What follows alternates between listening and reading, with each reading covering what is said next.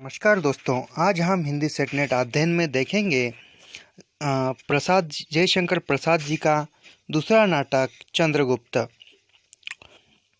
चंद्रगुप्त नाटक के मुख्य पात्र अलका गांधार नरेश की पुत्री और अंबिक की बहन है। राजकुमारी अलका साहसी, राष्ट्रप्रेमी, दयालु, गुणज्ञ और प्रधान नारी पात्र है। मालविका प्रधान नारी पात्र है, सिंधु देश की बालिका है।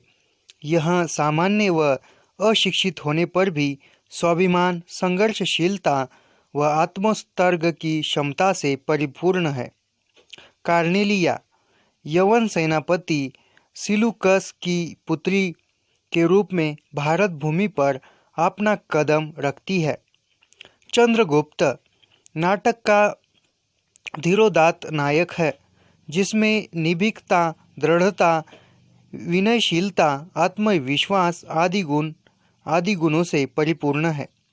चाणक्य नाटक का प्रमुख पात्र है। नाटक का सारा ढांचा इसी पर मेरुदंड के समान खड़ा हुआ है। सिंहरण गौण पात्र है, परंतु चाणक्य, चंद्रगुप्त, अलका, अंबिक आदि पात्रों पर इसका प्रभाव है तथा नाटक को प्रचालित करने में प्रधान कुंजी का कार्य करता है। परतवेश्वर पंजाब का राजा जो पोसर के नाम के प्रसिद्ध है। इस नाटक में मुख्य तौर से राष्ट्रीय प्रेम और तत्कालीन स्थिति का वर्णन, ऐसे बिंदुओं से नाटक की हम सारांश समीक्षा देखते हैं। वर्ष 1931 में प्रकाशित चंद्रगुप्त नाट्य रचना प्रसाद की उत्तम रचनाओं में से एक मानी जाती है। यह नाटक 4 अंकों में विभाजित है और इतिहास की 3 घटनाएं, अल क्षेत्र का आक्रमण, नंदकुल की पराजय और सेलुकस का पराभव, इस तर्क के आधार पर लिखा गया है।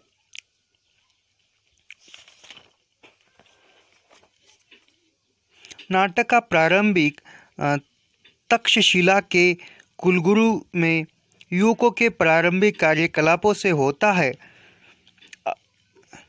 अल क्षेत्र का आक्रमण और नंदकुल का विनाश और संघर्ष से संबंधित समस्त पात्रों का प्रवेश दिखाया गया है। द्वितीय अंक में पश्चिमोत्तर सीमा प्राप्त की राजनीतिक वस्तुस्थिति की स्पष्ट रूपरेखा प्रस्तुत की है। दुराचारी फिलिप्स के चंगुल से कार्नेलिया का उद्धार करने का उसका अपना बन जाना, सूझबूझ और अपरिमित शक्ति के आधार पर सिकंदर को नीचा दिखाने में सफलता, विदेशी सेना की यथार्थ स्थिति की जानकारी चाणक्य को मिलना, चंद्रगुप्त का दोनों गणतंत्रों का सेनापति बनना आदि कई घटनाएं इस नाटक के दूसरे अंक में चित्रित है। मगध समस्त कार्य व्यापारी का केंद्र पुनः बनता है। इसी नाटक के तृतीय व चतुर्थ अंक में चाणक्य द्वारा अपनी विद्या बुद्धि से चंद्रगुप्त को शक्ति संपन्न बनाकर नंद का सर्वनाश करना तथा चंद्रगुप्त को सभी